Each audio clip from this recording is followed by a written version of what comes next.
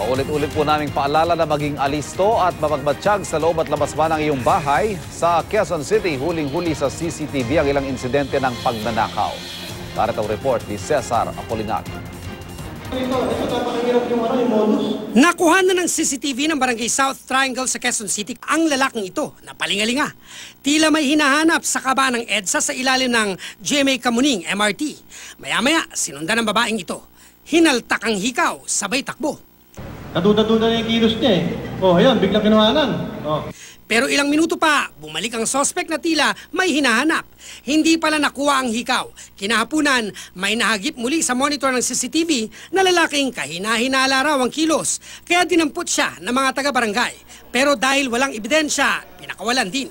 Ayon sa kapitan ng barangay, mula na magkabit ng mga CCTV camera sa kabaan ng EDSA na sakop nila, nalaman nila ang modus ng mga snatcher. Yung pong street ng EDSA, yan yung problema talaga.